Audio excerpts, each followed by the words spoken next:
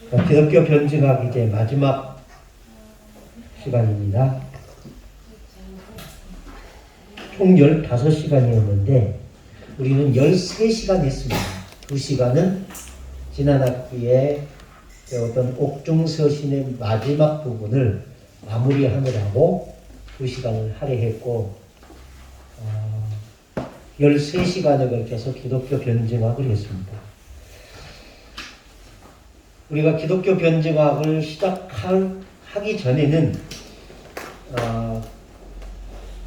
기독교 신학 가운데서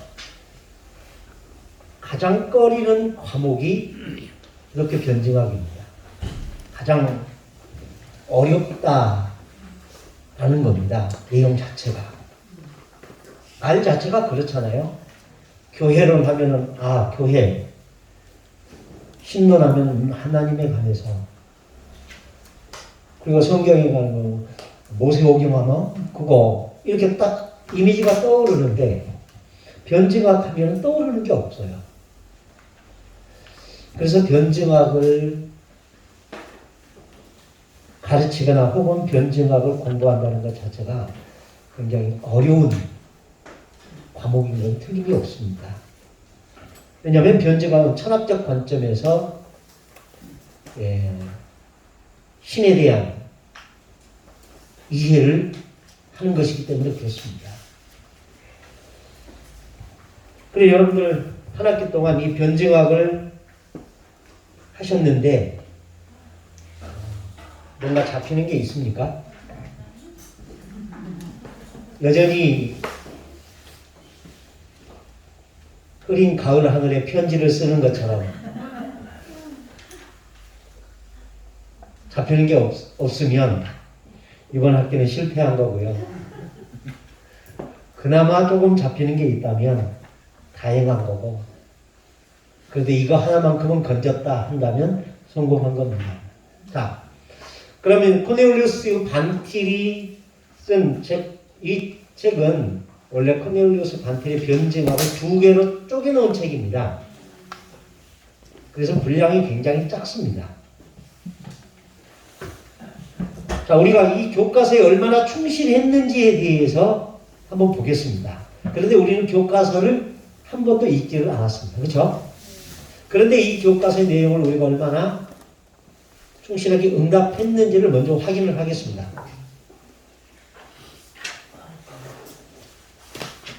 목차를 보시기 바랍니다.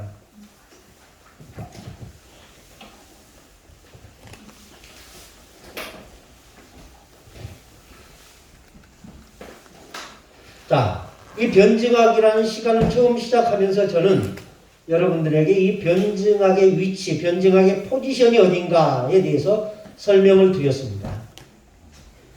변증학은 조직신학 가운데 어디에 와야 된다? 혹시 기억나십니까?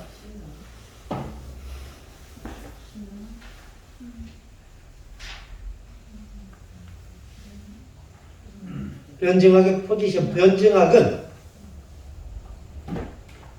어디에 위치해야 하는가에 대한 이야기를 했습니다.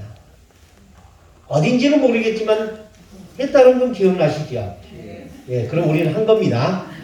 대신 여러분들이 모를 것 뿐이지. 예. 그 다음에 신론, 신의 존재. 오늘 했습니다. 왜 이걸 오늘 했느냐? 기독교 변증학의 최고의 목표는 하나님은 어떤 분인가에 대한 존재 증명입니다. 그래서 제일 시작점에 있지만 제일 마지막에 함으로써 하나님은 어떤 분이다 라는 것에 대하여 이야기를 했습니다. 하나님의 지식, 하나님을 우리는 어떻게 이해하는가? 이성으로 이해할 수 있는가? 아니면 특별 계시로 이해할 수 있는가? 무엇으로 이해할 수 있다? 특별 계시로만, 자연 계시로도 이해할 수 있지만 그걸로서는 충분치 않으니까 하나님께서 특별 계시라는 방법을 통해서 우리에게 하나님을 알게 하셨다. 삼위일체 하나님 했죠? 안 했어요? 했습니다.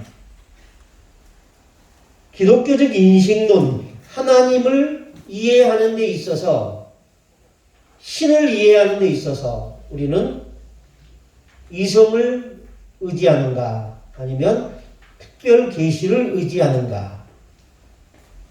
뭘 의지한다? 특별 계시를 의지한다. 그래서 하나님을 알아가는 데 있어서 하나님을 인식함에 있어서의 도구는 이성이나 과학이 아니라 성경이다 라는 거였습니다. 기독교 윤리 했죠? 안 했어요? 했습니다. 예. 인간론 했죠? 처음 들어보는 거예요? 했습니다. 예. 기독론, 예수 그는 누구인가? 했습니다. 교회론 했습니다. 구원론 했습니다. 종말론 안 했습니다. 예. 이 종말론은 굉장히 깊이 들어가야 될, 우리 한국 교회에서 가장 약한 부분이 종말론입니다.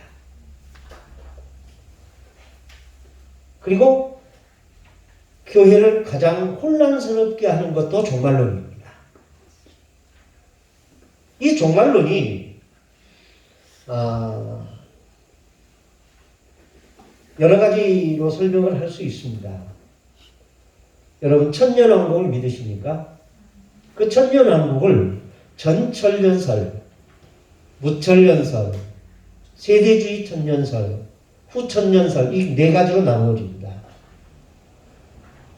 그럼 전천년설은 뭐예요?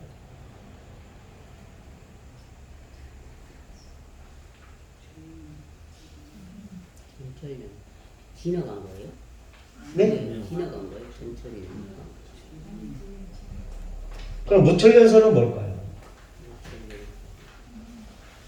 그럼 세대주의 천년설, 후천년설.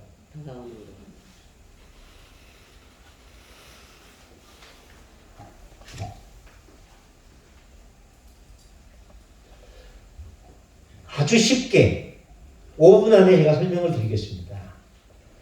예수님께서 마태복음 24장에 보면은 인자가 오기 전에 지진이 일어나고 처처에 기근이 있고 전쟁이 있고 이런 것들이 있을 것이다 라고 했습니다. 그렇죠? 처처에 지진과 기근과 공포가 있을 것이다. 자, 예수님 시대에 그리고 사도 시대에 그리고 초대교회 시대의 내세로는 전철연설을 믿었습니다. 이 전철연설이라는 건 뭐냐면은 예수님이 오시기 이전에 이 땅의 환난과 기근과 전쟁 같은 것이 많아질 거다라는 겁니다. 이게 전철연설입니다. 그러니까 예수님이 다스린 그 천년왕국이 시작되기 이전에 이 땅에 엄청난 환난과 믿음을 유혹하는 시련과 이런 것들이 오게 될 것이다. 그리고 자연적인 재해도 많아지게 될 것이다. 라는 겁니다. 그리고 나서 그 때가 지나고 나면 그리스도가 강림하여 새하늘과 새 땅을 펼쳐가게 될 것이다. 라는 것이 역사적 전철연설입니다.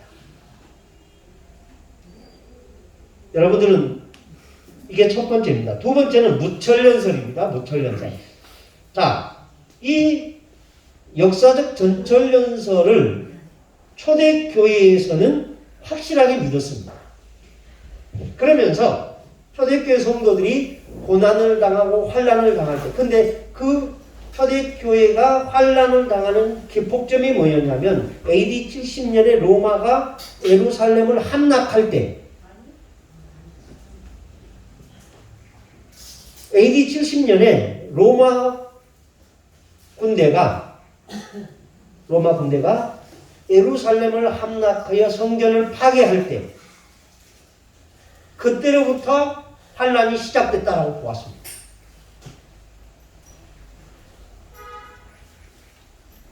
그리고 정치적으로 로마의 황제들이 기독교를 탄압했습니다.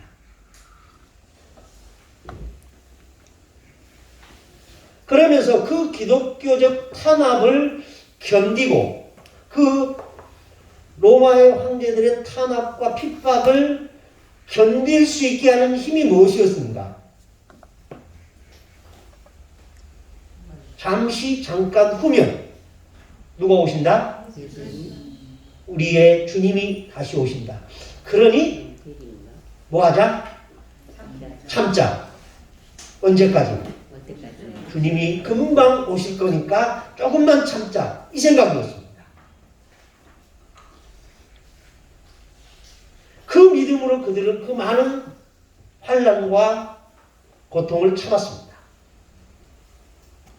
그래서 베드로는 뭐라고 말합니까? 톱에 켜지는 고통도 당하고 기름 속에 던져지는 고통도 당하고 가죽이 벗겨지는 고통도 당하고 그러면서 결국 뭐라고 말합니까? 그런 사람은 세상이 감당하지 못할 사람이다 라고까지 했습니다. 그 많은 환난과 고통을 견딜 수 있게 하는 힘이 어디에서 나왔느냐? 내세에 대한 희망. 주님께서 다시 오실 것이라는 그 희망이 그들로 하여금 견디게 했다라는 겁니다. 그래서 초대교회 성도들은 철저하게 역사적 전철연설을 믿었습니다. 그런데 황제들, 로마 황제가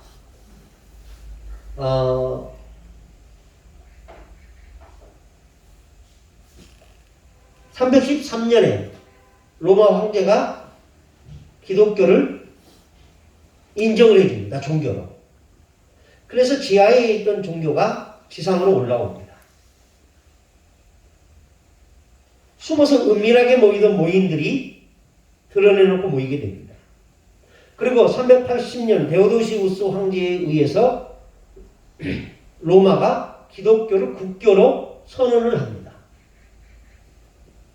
그런데 문제는 기독교인들이 하나님의 나라를 기다린다고 하면서 예수님이 금방 오실 것이다 라는 것을 너무 많이 확산을 시키는 겁니다. 그러면 이 땅의 황제는 자기 나라가 멸망된다라는 거예요. 좋겠어요? 싫겠어요? 당연히 싫지요. 이 나라와 이 정권이 영원해야 한다고 생각했던 그 사상을 무시하는 겁니다. 부정하는 겁니다. 그래서 데오도시우스 황제가 국교를 기독교로 선포하면서 종교회의를 소집을 합니다. 그때 세계는 5개 교구로 교회가 형성이 되어 있었습니다. 첫째는 예루살렘 교구, 두 번째는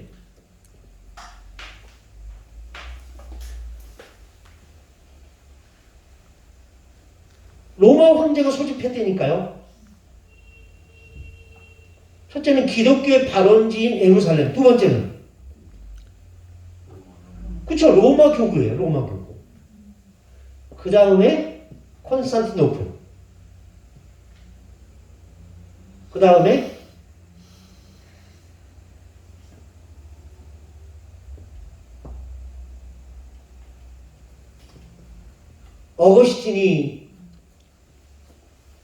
어거스틴을 어디에 설교하라고 그래요?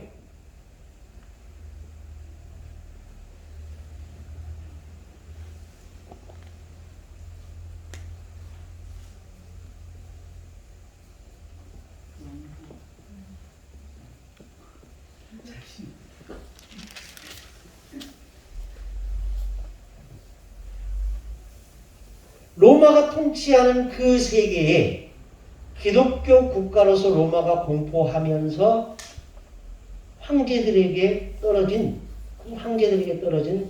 당면 문제는 이 역사적 전철연설을 믿는 이 신앙을 어떻게 극복할 것이냐였습니다. 그래서 데오도시우스 황제는 자기가 국교를 선포하고 난 후에 그리스도가 금방 재림하면서 이 로마라는 나라는 없어지고 하나님의 나라로 하나로 될 것이다 라고 하는 그것을 떨쳐버리기 위해서 종교회의를 소집한 겁니다. 그러면서 예루살렘 대교구, 로마 대교구, 콘스탄틴 대교구, 나도 지금 두 개가 생각이 안 나서 그러는 거예요. 이렇게 5개 교구의 그 수교들을 소집을 합니다. 그래서 회의를 합니다. 왜 이게 어떻게 해서 이게 가능했을까? 로마가 그 당시 모든 나라를 통치하고 있었기 때문에 그게 가능한 겁니다. 그리고 황제의 명령을 받은 황제의 명령에 순종해야만 하는 것들이 해야 하는 것이 바로 주교들의 직무였습니다. 자, 여기서 한 가지 질문. 그러면 로마라는 정치적인 지도자와 교회라는 신앙적인 지도자로 양분된 것은 언제부터입니까?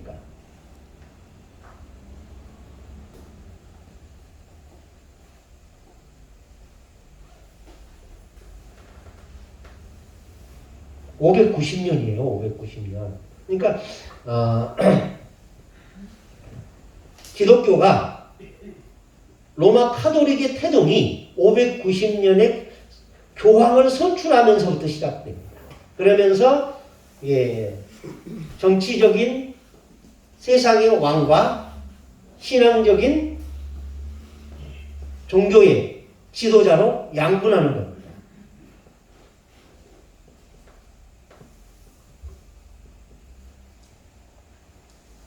그래서 이 로마 황제가 금방 올 것이라고 믿는 기독교인들의 그 관점을 돌려야 했습니다.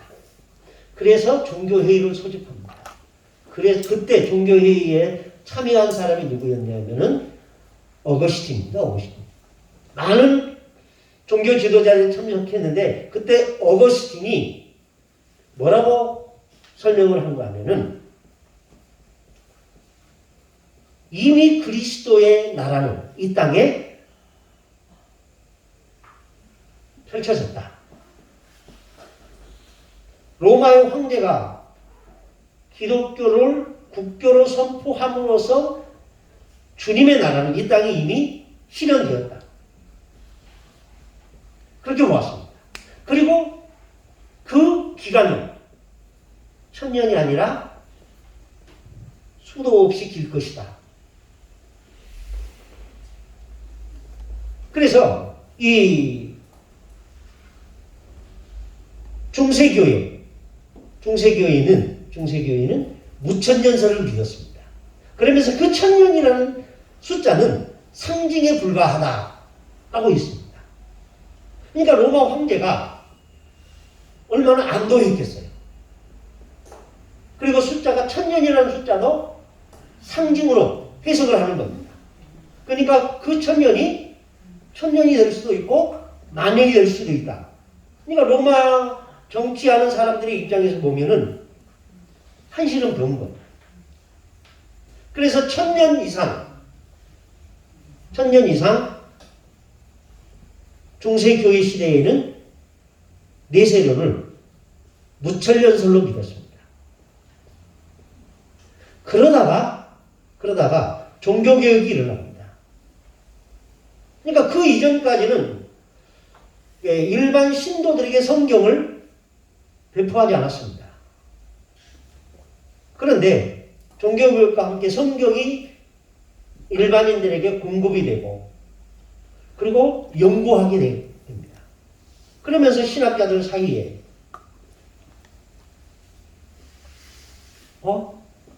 무천년설은 아닌 것 같다라는 의견을 내놓기 시작합니다. 그런데 여기서 우리가 생각할 것은 루터도 그렇고 쯔빙글리도 그렇고 칼빈도 그렇고 다 무천년설을 믿었던 사람들입니다.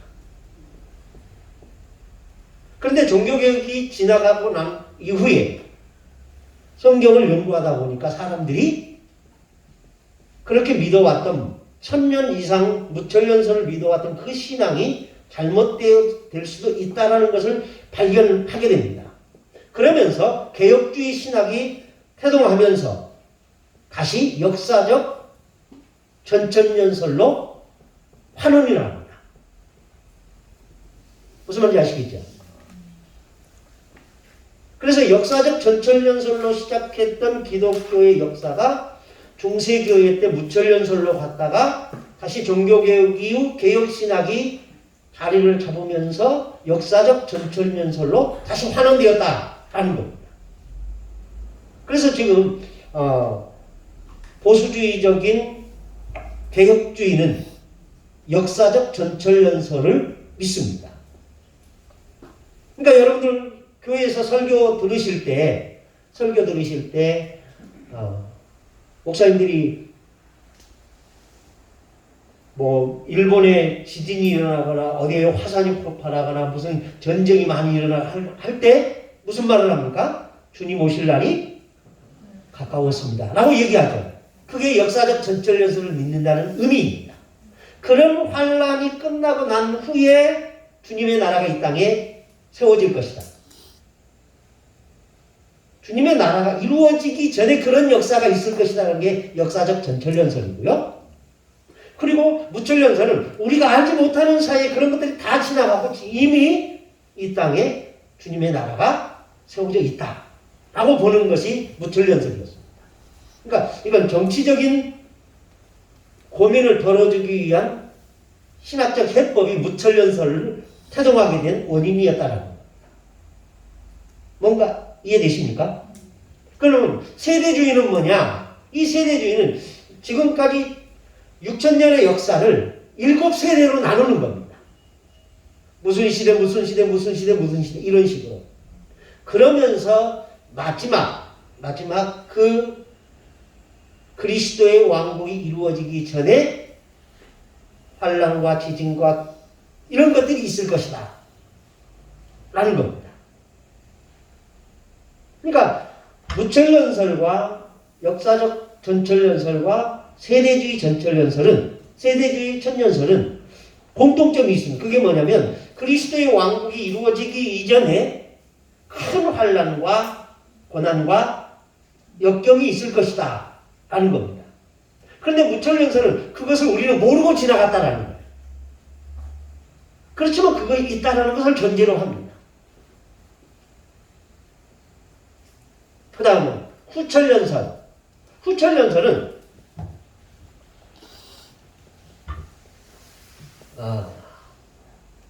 그리스도의 왕국, 1000년의 왕국이 다 끝나고 난 이후에 환란이 올 것이다 라고 보는 겁니다. 그렇다면 그리스도는 어떻게 해야 오느냐? 예수님께서 뭐라고 말씀하셨습니까? 이 복음이 천하 만국에 전파되고 난 후에 인자가 오리라 라고 했습니다. 그러니까 이 후천년설은 그리스도가 이 땅에 임하셔서 그리스도의 왕국을 만드실 수 있도록 그리스도의 왕국을 선포할 수 있도록 우리가 이 땅을 천국화시키자 라는 논리를 펴니다. 그러면 그리스도의 왕국이 이루어지기 위해서 이 땅에 전쟁이 있으면 됩니까? 안 됩니까? 안 되는 거예요. 민족과 민족이 싸우면 돼요? 안 돼요? 안 돼요. 종교와 종교가 싸우면 돼요? 안 돼요? 안 되는 거예요. 그래서 그리스도의 나라가 이 땅에 임하시게 하기 위하여 종교는 통합되어야 한다. 이걸 주장합니다. 그래서 종교 일치운동을 하는 겁니다. 그래서 그 중심에 로마 카톨릭이 있습니다. WCC 있지요? 이게 교회 일치운동을 넘어서서 종교 일치운동을 주장하는 겁니다. 그래서 WCC가 무섭다는 겁니다. 그리고 나라와 나라, 그리스도가 이 땅에 임하셔서 통치하기 위해서는 나라와 나라가 전쟁하면 돼요, 안 돼요? 안 되는 거예요. 그래서 나라와 나라도 통합되어야 한다고 주장을 합니다. 그 일을 누가 하느냐? 유엔이 한다. 그래서 유엔 중심으로 모여야 된다. 그리고 EU가 하나가 됩니다. 또 그리스도가 이 땅에 임하여 통치하게 하시기 위해서는 자연이 이렇게 훼손되면 된다, 안 된다? 안 되는 거예요. 낙원과 같은, 에덴과 같은 그런 지구를 회복해야 된다. 그래서 자연주의 운동을, 자연 회복 운동을 시작하는 또 거기에 한 걸음 더 나아가서 남자와 여자의 차별이 있으면 된다, 안 된다? 성평등을 주장하고요. 그리고 소수자와 다수자가 싸우면 돼요, 안 돼요? 안 되는 거예요. 그래서 성소수자에 대하여 차별금지법도 만들어야 된다. 이런 주장을 하는 겁니다. 그러니까 우리가 볼 때 굉장히 좋은 운동들, 세계평화운동, 종교일치운동, 자연회복운동, 남녀평등운동, 인권운동, 이 모든 것들 뒤에는 그리스도께서 이 땅에 임하여, 그리스도께서 이 땅에 임하여 당신의 나라를 세우게 하기 위해서 우리가 모든 준비를 해야 한다. 근데 여기서 말하는 그리스도가 우리가 말하는 예수 그리스도가 아니라는 거예요. 무슨 말인지 아시겠죠? 그래서 WCC에서 이제 얘기하는 하나님이 성경에 말하는 창조주 그 하나님이라는 이름으로 이제 모든 것을 풀어가려고 합니다. 그러면서 예수라는 말을 빼고 그리스도라는 말만 씁니다. 그래서 모든 종교는 그리스도로 통일합니다. 그런데 그 그리스도가 성경이 말하는 예수는 아니라는 겁니다. 그러니까 무천년설을 믿든 역사적 전천년설을 믿든 아니면 세대주의 천년설을 믿든 이건 상관없습니다. 이건 성경적인 겁니다. 근데 견해가 좀 다를 뿐입니다. 그런데 후천년설은 성경과 전혀 다른 얘기를 하고 있는 겁니다. 무슨 말인지 아시겠죠?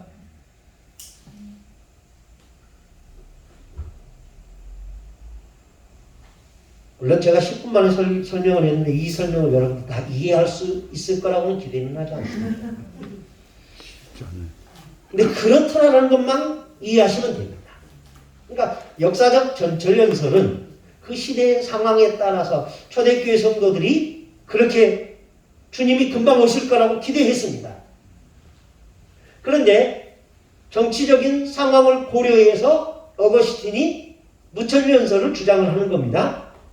그러다가 다시 개혁주의 신학이 발언하면서 역사적 전천년설로 다시 환원이 됩니다. 그 속에서 이제 세대주의 천년설까지 등장하게 됐더라 하는 겁니다. 이게 그러니까 세대주의 천년설이든 역사적 전천년설이든 무천년설이든 이 세 가지는 그래도 성경적인 근거가 충분히 있습니다. 무슨 말인지 아시겠죠? 그런데 후천년설은 전혀 성경적이지 않다라는 게 문제라는 겁니다. 그러면서 이 후천년설을 주장하는 사람들이 WCC에 가입되어 있는 사람들이 다수다.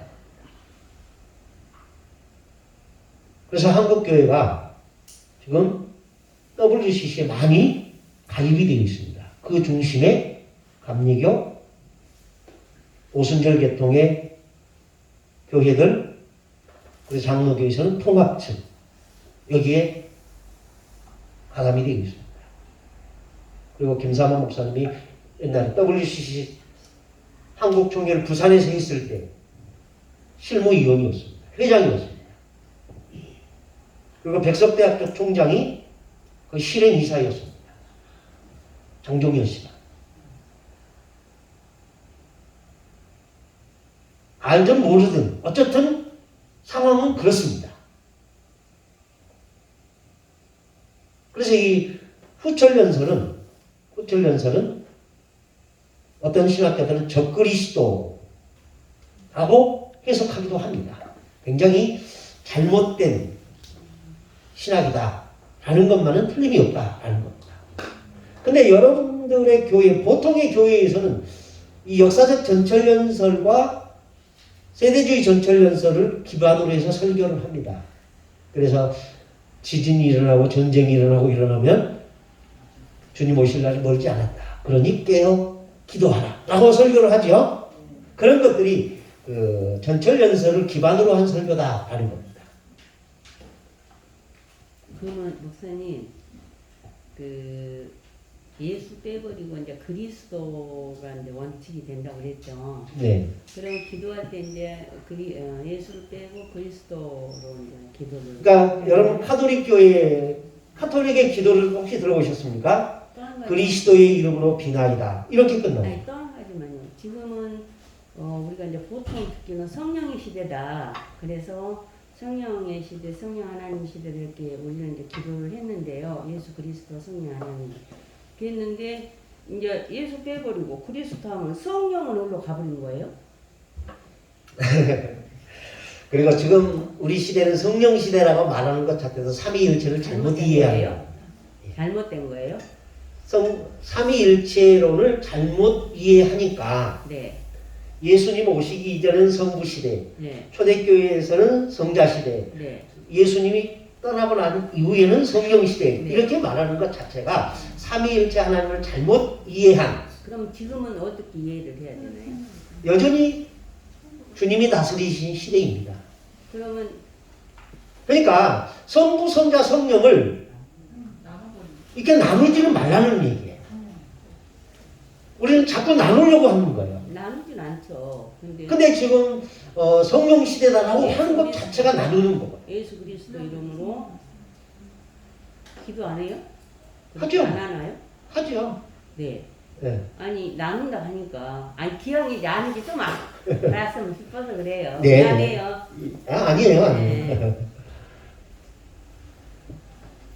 이제 보편 이제 우리 같은 사람 나이가 먹어서 습관화돼서 그럴 수도 있어요. 예, 그러니까 주 예수 그리스도 이름으로 기도합니다. 이렇게 끝마무리 지잖아요. 그리고 또 이제 무슨 문제가 있으면 성령 하나님 도와주세요. 이렇게도 하거든요. 그렇죠. 근데 이제 여기에서는 이제 그런 게 아니다 하니까 제가 이제 좀 혼선이 가가지고.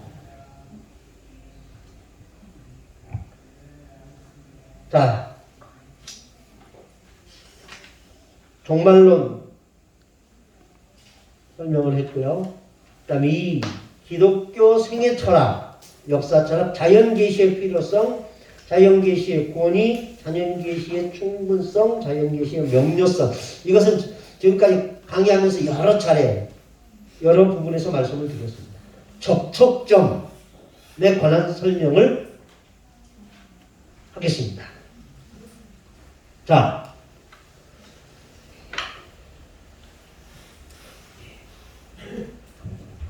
이 변증학의 접촉점이 뭐냐라는 겁니다. 변증학의 접촉점. 자, 이 변증학의 접촉점에는 다른 말로 말하면 신자와 불신자. 책 안 보셔도 돼요. 책 보지 마시고 저를 보십시오. 그러면 이해될 거예요.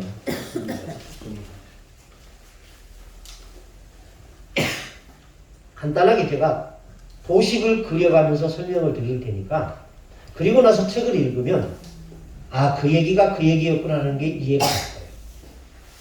근데 여러분 책을 읽으면 제가 장담하건대 10번 읽어도 이 책 이해 못합니다. 여러분 무시해서가 아니라요. 이해 못해요. 솔직히 그렇습니다. 근데 제가 여러분들한테 30분만 얘기하면 그리고 나서 한 번 읽으면 그 얘기가 그 얘기였구나 이게 이해가 되게 될 거예요. 자, 기독교 변증학의 접촉점입니다. 자, 신자와 불신자가 공통적으로 관심 있는 게 뭘까요? 여러분의 관심은 뭐에 있습니까?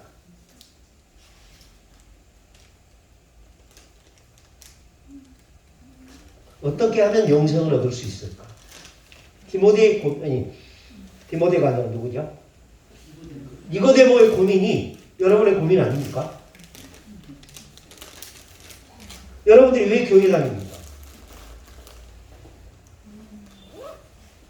영생에 대한 갈망, 그것 때문에 아니에요?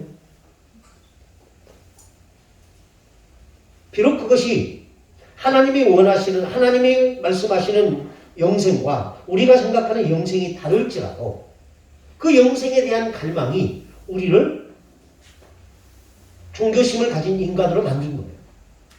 근데 이 영생, 이 구원이라는 것이 우리에게는 구원이지만 그리스도 밖에 있는 사람들에게는 영생입니다. 영원히 사는 것. 이거는 예수 믿는 사람이나 예수 믿지 않은 사람이다. 똑같습니다. 안 그래요?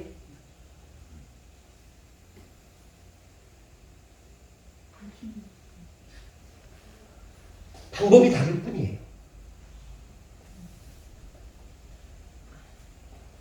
그래서 이 프린스턴 신학교의 비비 워필드라는 교수는 이렇게 말합니다.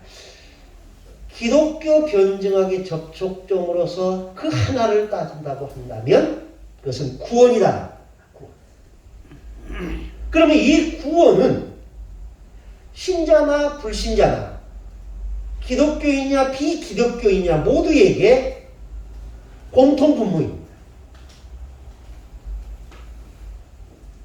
무슨 말인지 아시겠죠? 예.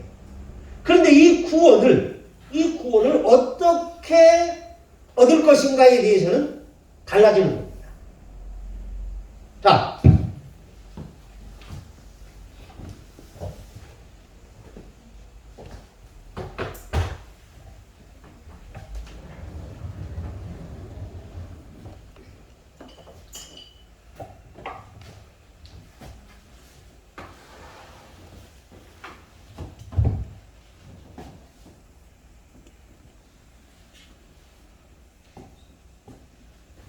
이 구원을 어떻게 얻을 수 있는가?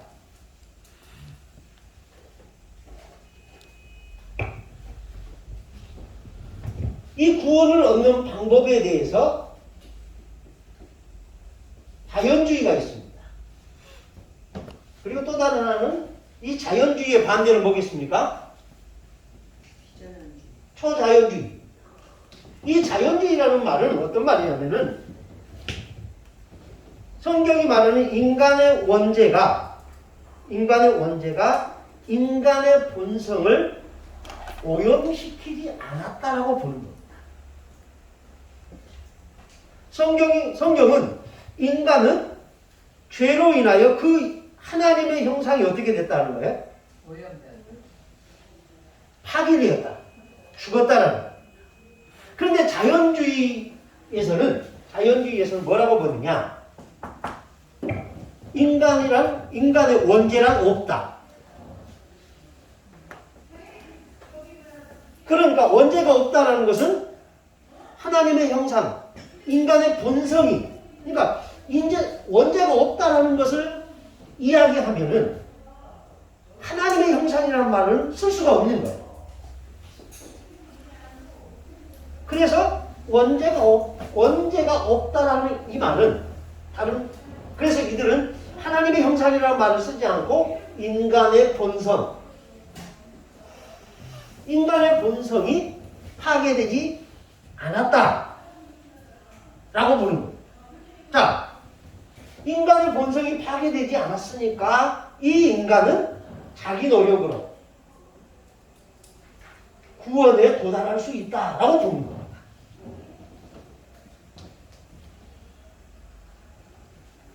자, 다시 설명드립니다. 이 비비 워필드는 변증학의 접촉점으로서 신자와 비신자에게 공통으로 던져진 질문이 구원이라는 겁니다. 근데 그 구원을 이루는 방법에 있어서 자연주의는 인간의 원죄를 인정하지 않습니다. 그래서 그들은 인간의 본성이 오염되지 않았다라고 보고, 그래서 그들은 자기 노력으로 인하여 구원을 얻을 수 있다라고 보았습니다.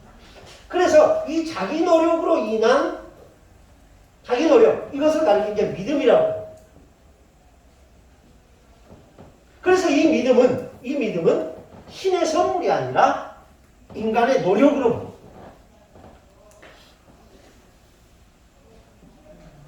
무슨 말인지 아시겠죠? 이게 자연주의가 바라보는 인간입니다. 그리고 그 인간은 신의 창조물이 아니라 자연 속에서 나타난, 진화든 뭐든 어떻든 그 자연적인 인간은 그 본성을 잃어버리지 않았으니까 자기 노력으로 인하여 구원을 얻을 수 있다. 근데 그 구원은 믿음으로 되는데 이 믿음이 인간의 노력의 산물이다라고 봅니다. 여기에 반대되는 초자연주의가 있습니다. 초자연주의. 이 초자연주의는 다시 두 개로 나눕니다. 성전 중심주의. 또 다른 하나는 복음주의.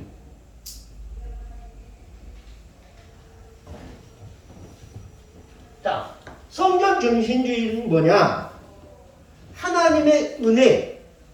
자, 하나님의 은혜가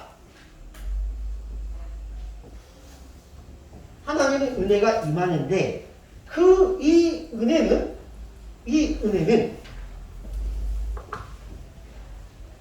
특별한 직무를 통하여 임한다 라고 보는 겁니다.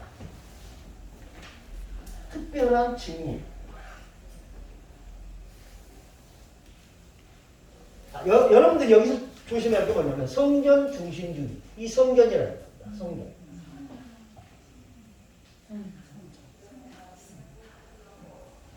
그런데 이들은 하나님의 은혜.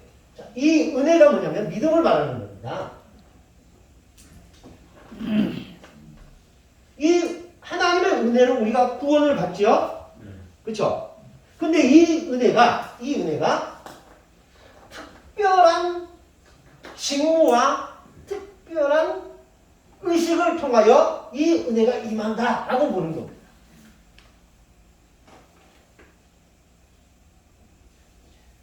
이게 카톨릭의 입장입니다. 그래서 여러분 책에 보면은 출발점에 관한 로마 카톨릭의 교리, 그게 지금 이 얘기를 하는 겁니다. 무슨 말인지 아시겠죠? 그래서 이 카톨릭은 특별한 직무가 뭡니까? 사제의 축성과 성례라는 특별한 직무를 통하여 은혜가 임한다 라고 보았습니다. 그래서 카톨릭은 구원의 절대 조건이 뭡니까?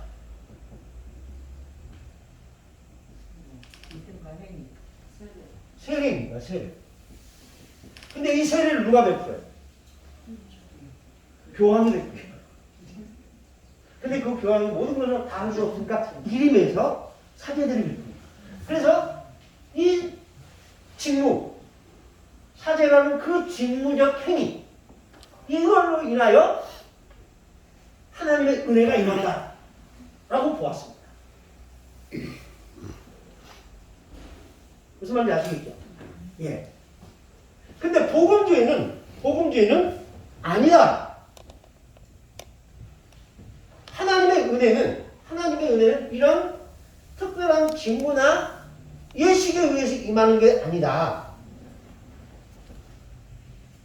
특별한 중재자 없이 하나님의 은혜는 직접 임한다 라고 보았습니다. 이게 지금 개혁교회의 실상입니다. 자, 다시 설명을 드릴게요. 기독교 변증의 접촉점으로서 모든 사람에게 궁금점, 그것은 구원. 우리로 보면 구원이고 그리스도 밖에 있는 사람들에게는 영생. 어떻게 하면 영원히 사는가? 여기에 있다는 겁니다. 그렇다면 이 구원이란 이 영생을 어떻게 얻느냐? 자연주의 입장과 초자연주의 입장이 있는데 자연주의 입장은 자기 행위. 이 믿음이라는 것은 곧 자기 행위인데 자기 행위로서 구원을 얻는다라고 보는 것입니다. 반면에 초자연주의는 성경 중심주의와 복음주의로 나누어지는데 이 성경 중심주의는 하나님의 은혜, 이 구원이라는 은혜가 믿음을 통하여 오는데 그 믿음이라는 것은 특별한 직무를 가진 사람의 직무와 의식에 의해서 임한다라는 겁니다. 그 특별한 직무를 수행하는 자가 누구예요? 사제. 그리고 그들이 행하는 것이 뭡니까? 세례와 성찬과 또 다른 성례. 그런 것들로 인하여 하나님의 은혜가 임한다 라고 보았다라는 겁니다. 그래서 카톨릭은 성전을 떠나면 구원이 있다 없다? 없다. 그래서 성전 중심주의라고 말하는 거예요. 그리고는 그런데 이 복음주의는 또 두 개로 나누어집니다. 이 복음주의는 한마디로 말하면 이 복음주의는 중재자가 필요 있다 없다? 없다라는 겁니다. 이 성전 중심주의는 중재자가 있어야 된다 없어야 된다? 있어야 된다. 그런데 여기는 중재자가 필요 없다. 하나님의 은혜가 모든 사람에게 임한다 라는 건데 여기에서 이 복음주의도 두 개로 나눕니다. 하나는 보편적 복음주의, 또 다른 하나는 특수주의적.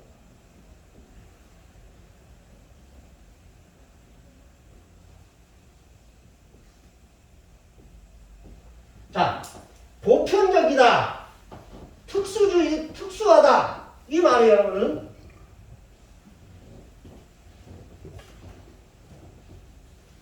근데 여기서 이 보편적이라는 말과 특수주의적이다라는 말은 무엇에 대해서 쓰는 말이냐면 구원론에 대해서 쓰는 말입니다.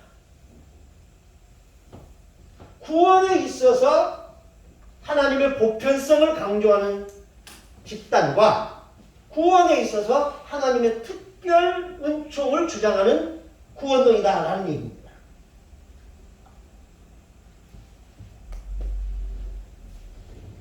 근데 이 두 가지, 이 복음주의의 특징은 두 가지입니다. 공통점이 있습니다. 뭐냐면 이 구원의 능력은 전적으로 하나님으로부터 온다.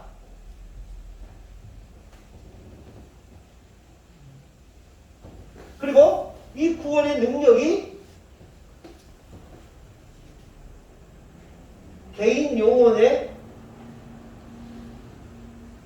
직접 임한다 라고 보는 것이 공통점입니다. 무슨 말인지 아시겠죠? 그런데 구원론에 있어서는 두 개가 차이점이 있는데 보편적 복음주의는 구원론에 있어서 이 하나님의 구원의 은총이 모든 사람들에게 동일하게 나타난다라는 겁니다. 그래서 보편적이다라는 말을 쓰는 겁니다. 근데 특수주의의 구원론, 특수주의적 복음주의는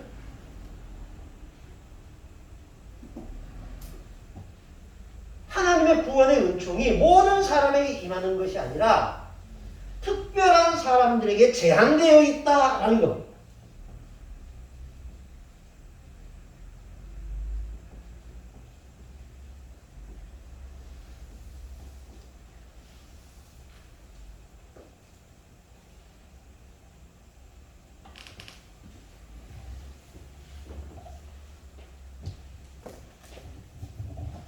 자, 다시 설명드릴게요.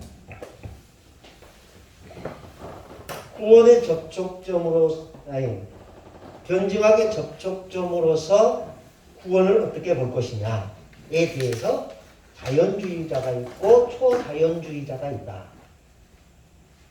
이 자연주의자는 인간의 본성이 파괴되지 않았다고 보기 때문에 인간의 노력으로 구원을 성취할 수 있다고 보았다.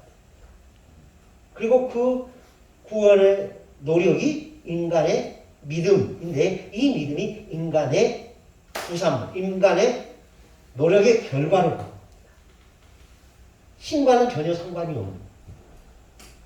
그렇지만 초자연주의는 아니다. 신의 은총이 있어야만 가능하다라고 보는 겁니다. 신의 은총이. 그러면서 이 초자연주의는 성전 중심주의와 복음주의로 나누는데 이 성전 중심주의는 그 신의 은총이 어떤 중재자가 있어야만 신의 은총이 인간에게 임할 수 있다라고 보는 겁니다.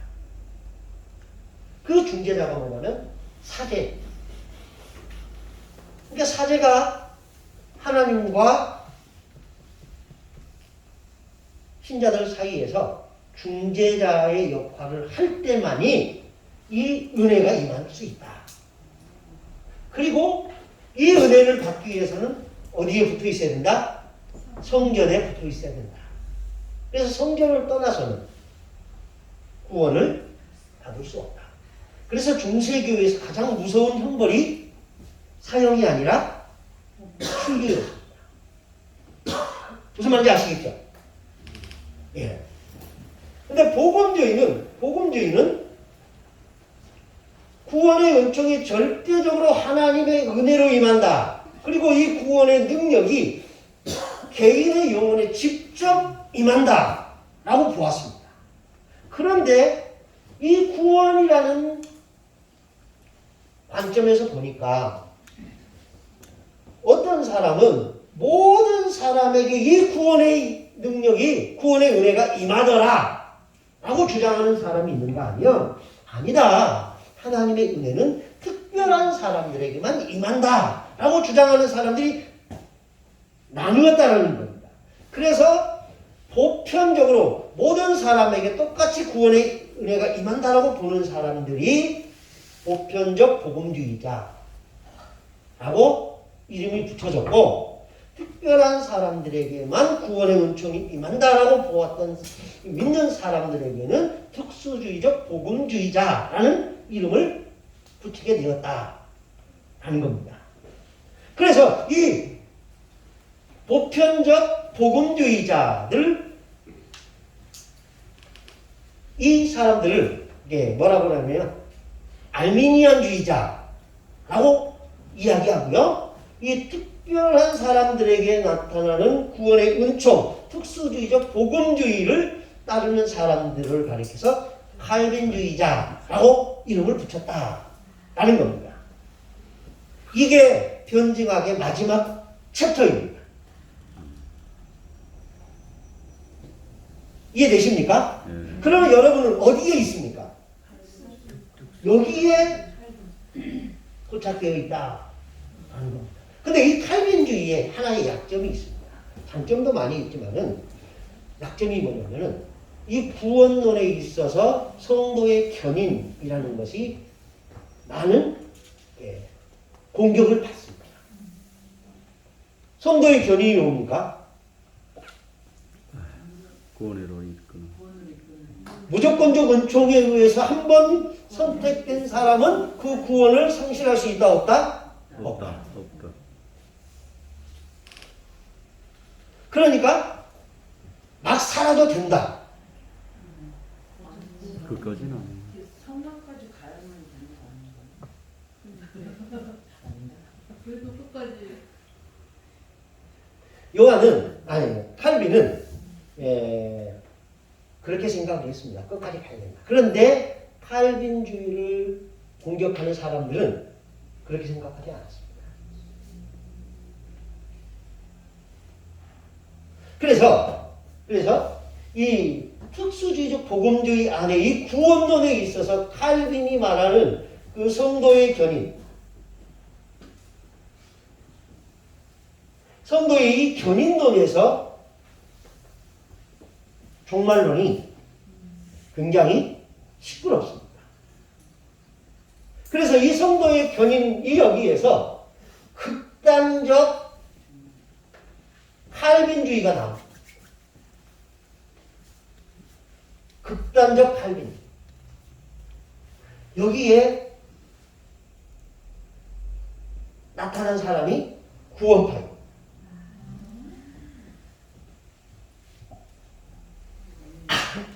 대구에 있었던 권신찬 씨 알죠? 예. 그 사람이 이 구원파입니다. 근데 이 구원파가 권신찬이 만든 게 아니에요. 칼빈 이후 시대부터 쭉 있어 왔었어요. 쭉 있어 왔었어요. 그러다가 이 권신찬 씨가 미국에서 신학 공부를 하면서 이걸 받아들인 거예요. 그러면서 극단적 칼빈주의의 성도의 견인을 외치는 겁니다. 그러니까 여러분 무슨 일을 해도 여러분들은 구원을 얻습니다.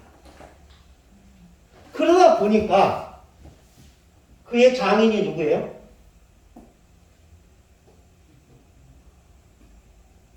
권신찬의 장인 유병원. 아, 유병원 같기대요? 예. 그러니까 유병원 같은 사람이 나오는 거예요. 무슨 일을 해도 상관없으니까, 구원과는 상관없으니까, 양심을 팔고서라도 돈을 버는 거예요. 유병원이 그 나쁜 놈 아니야? 그러니까 신학이 잘못되면요. 신학이 잘못되면 그 행실이 잘못되게 나타나게 되어 있어요. 그래서 나무도 좋다 하고 열매도 좋다 하든지. 무슨 말인지 아시겠죠? 그래서 이 성도의 견인 이 문제에 대해서 극단적 칼빈주의와 수정된 칼빈주의로 나눕니다. 그 수정된 칼빈주의가 웨스터민스터 신앙고백 그 주입니다. 무슨 말인지 아시겠죠?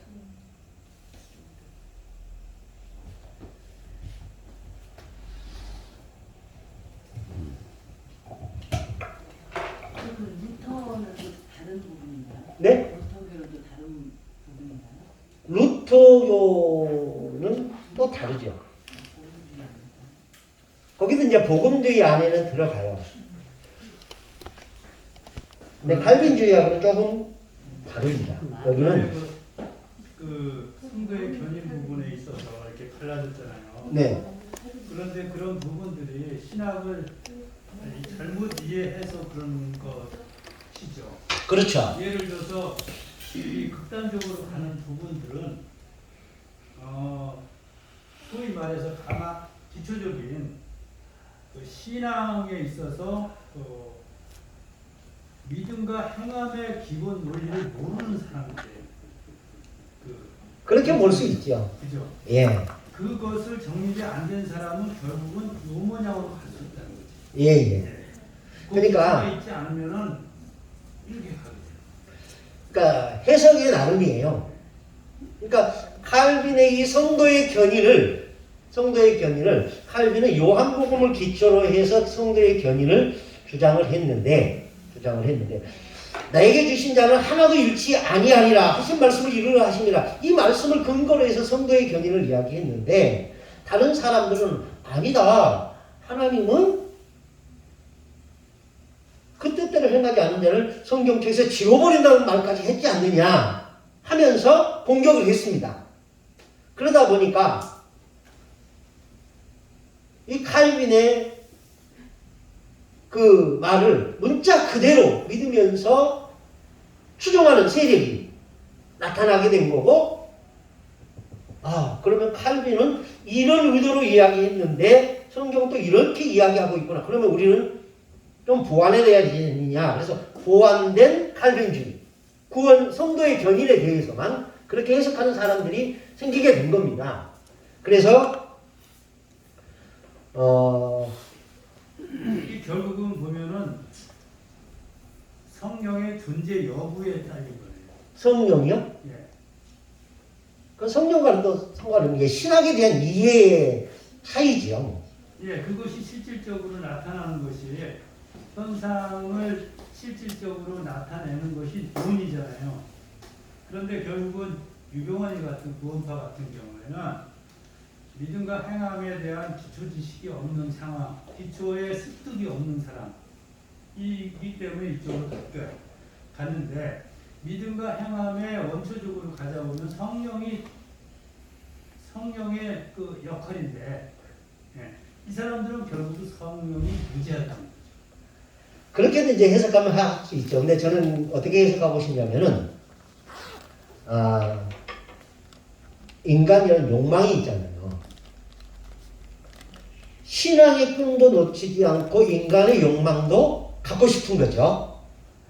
근데 이것을 만족시켜 줄 수 있는 방법이 뭐냐? 그러니까,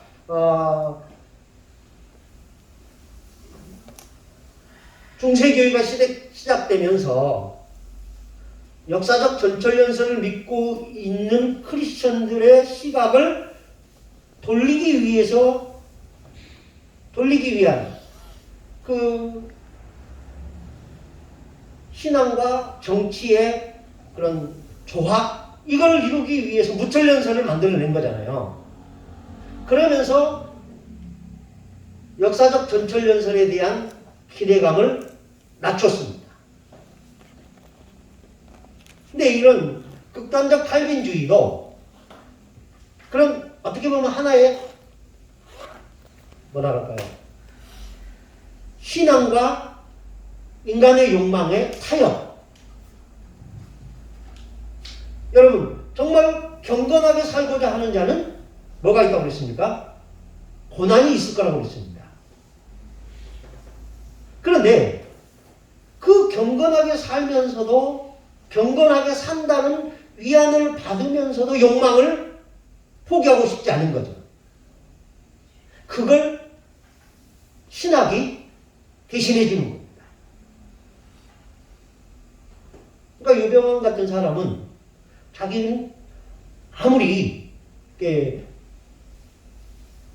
비도덕적인 방법으로 돈을 벌어도 자기의 구원과는 상관이 없다고 믿었겠죠. 그게 신학이었으니까요.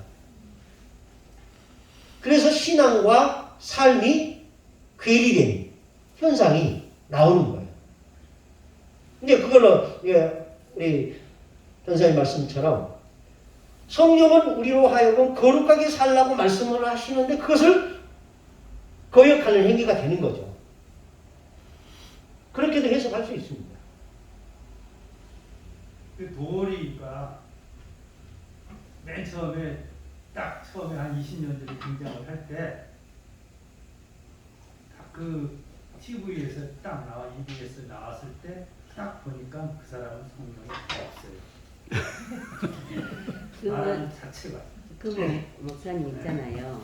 지금 이제 강의를 다 하셨는데 목사님이 우리한테 줄 수 있는 딱 포인트가 있다면 어떤 말씀을 주실 수 있어요? 교수님이니까 우리한테 이제 다 강의를 하셨으니까 이렇게 하나님의 뜻을 따라서 사십시오. 이제 하나님의 뜻을 따라서 하는데 어떻게 하나님의 뜻을 사는데 하다 많이 해놓으니까 하나님의 뜻이 은혜입니까? 무엇이라고 생각하십니까? 믿음이라고 생각합니다. 은혜와 믿음 아닙니까? 이는 너희 그리스도 예수 안에서 너희를 향하신 하나님의 뜻이니라 라고 말씀하실 때 하나님의 뜻이라는 말을 우리는 굉장히 많이 이용을 했습니다. 근데 그 하나님의 뜻은 우선적인 하나님의 뜻이 있고 차선적으로서 하나님의 뜻이 다릅니다. 우선적인 하나님의 뜻은 요한복음 6장 40절 한번 보시기 바랍니다. 요한복음 6장 40절.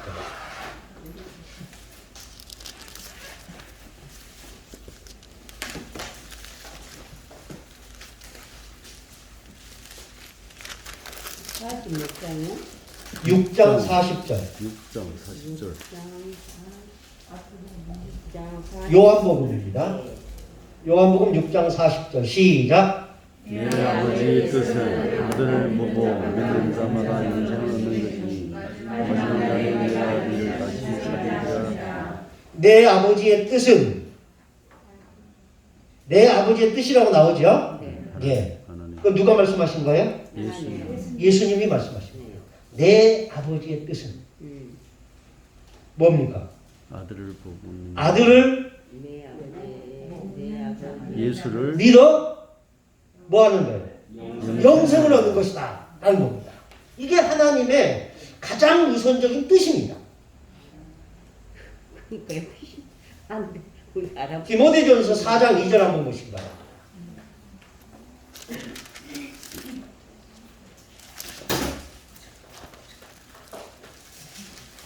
디모데전서 4장 2장 4절 2장 4절인가? 예, 디모데전서 2장 4절.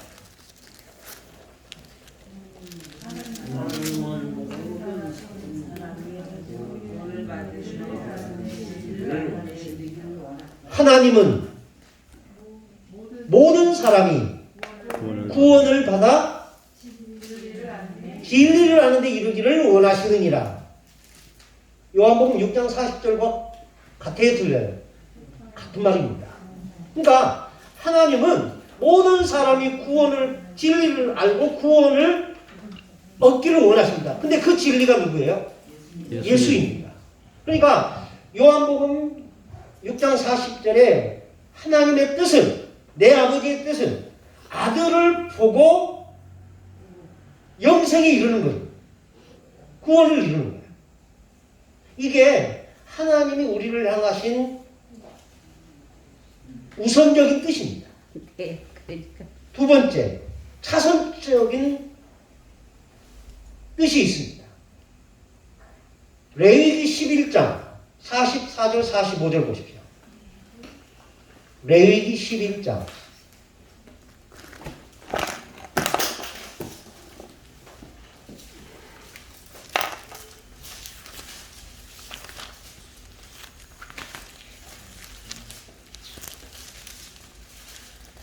44, 45절.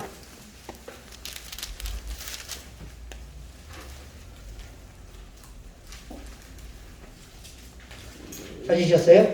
예, 있습니다. 시작. 나는 여호와 너희 하나님이라. 내가 거룩하니 너희도 몸을 부여하여 거룩하라. 당연지는 길짐승으로 말미암아 스스로 더럽히지 말라.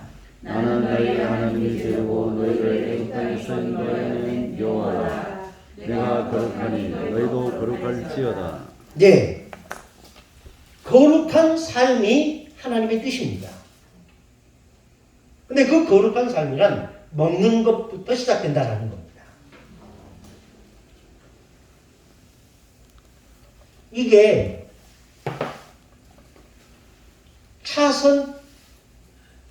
우선적 하나님의 뜻이 예수님을 믿고 구원을 얻는 것이라면 차선책으로서 하나님의 뜻은 성도의 거룩한 삶입니다. 그리고 데살로니가전서 5장 16, 17, 18절 항상 기뻐하라, 쉬지 말고 기도하라, 범사에 감사하라. 이게 하나님의 뜻이다 라고 되어 있습니다. 근데 우리는 그 하나님의 뜻이 구원을 얻는 데만 목적을 둔다면, 구원을 얻는 것으로만 목적을 둔다면 삶이 이어지지 않습니다. 근데 하나님은 구원을 얻는 사람에게는 구원을 얻는 사람에 맞는 요구를 하십니다. 이스라엘 백성들이 애굽에서는 종이었습니다. 그리고 가나안 땅에 들어가기 전에 하나님과 언약을 맺습니다. 결혼을 했습니다. 그래서 하나님이 그들에게 요구한 게 뭡니까? 계명입니다. 너희가 나의 신부가 되었으니 내 신부에 걸맞는 삶을 살아라. 너는 나만 사랑하라. 나만 보라. 그래서 1계명부터 주는 겁니다.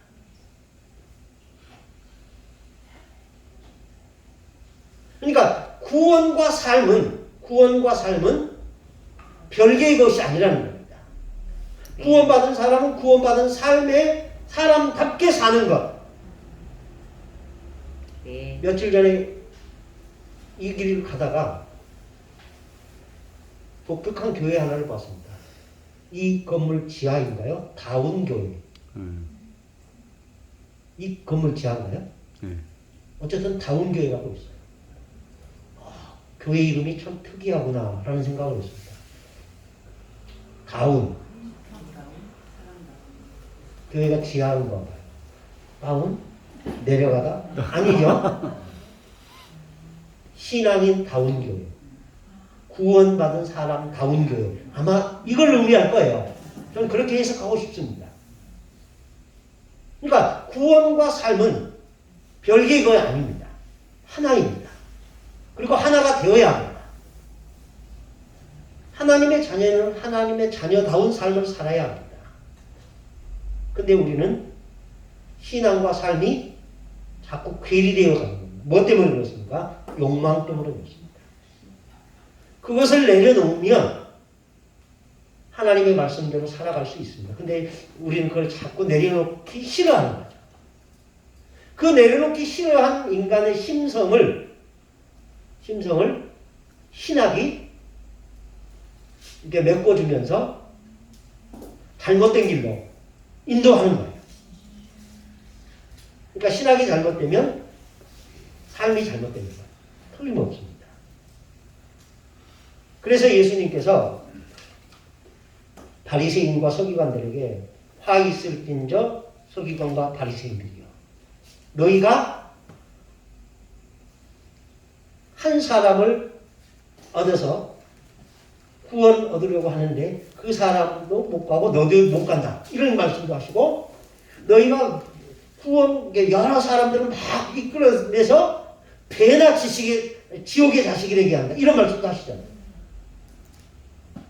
그게 무슨 말이에요? 신학을 잘못되면 그렇게 될 수밖에 없습니다. 그러니까 지도자라는 것은 그래서 무서운 겁니다. 잘못 가르치면은 여러분만 망하는 게 아니라 여러분을 따르는 사람까지도 망하게 할 수 있는 거예요. 저 우선적 하나님의 뜻과 차선적 하나님의 뜻에 대한 구분 말씀해 주셨는데, 그게 우선적인 것은 그 영혼에 대한 부분이고, 그러면은 차선적인 것은 이제 육체적인 부분의 어떤 구분이 되겠네요. 그렇게도 해석할 수 있습니다. 근데 어떤 사람은 거룩하게 살라고 하지만 영적 구원에 관심이 없는 사람이 있습니다. 그렇죠? 근데 하나님이 말씀하시는 진정한 뜻은 산 사람에게만 삶이 있는 거예요. 살아있는 나무에게만 열매를 요구할 수 있는 것처럼 살아있는 영생을 얻은 사람에게만 영생을 얻은 사람다운 삶을 요구하십니다. 하나님은 그리스도 밖에 있는 사람들에게는 거룩하게 살라고 요구하지 않습니다.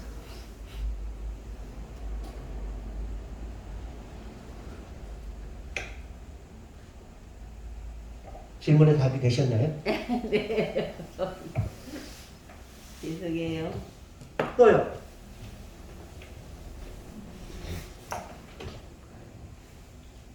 한 5분 정도 시간이 남았습니다. 그 참고로 네?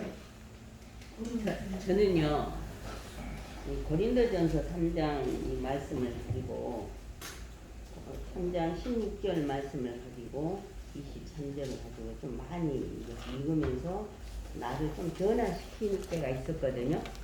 고린도전서 3장 16절에서 23절 이걸 갑자기 해가지고 제가 한 시간을 이 구절을 가지고 나를 좀 변화시킨 것 같았었어요. 그래서 항상 지금도 안 믿거든요.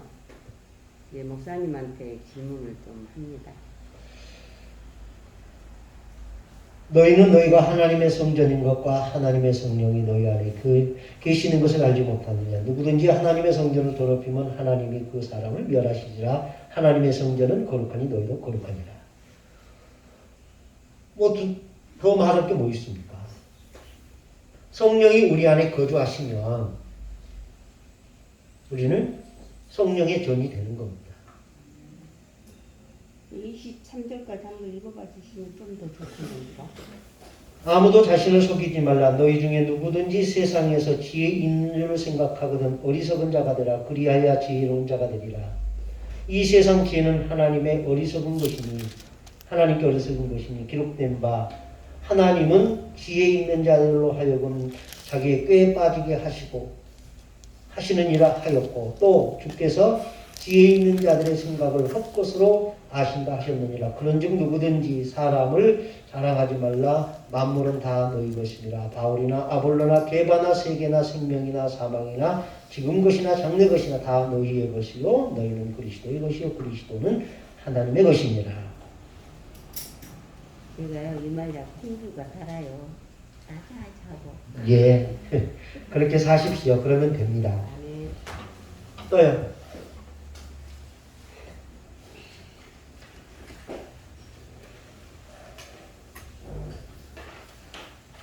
그러시면 마지막 출석을 부르겠습니다.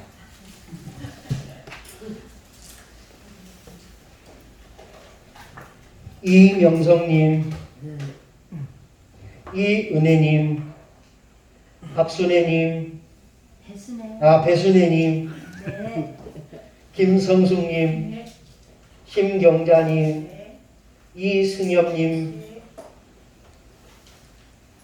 이홍주님, 박경숙님, 차성래님, 네.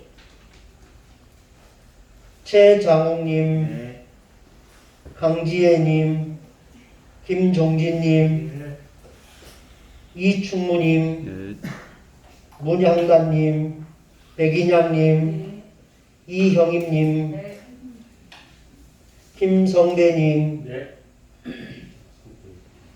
이름 안 부르신 분 없지요? 예, 기독교 변증학 지금까지 15시간에 걸쳐서 여기까지 왔습니다. 긴 시간 경청해 주셔서 고맙습니다. 여기까지 하겠습니다.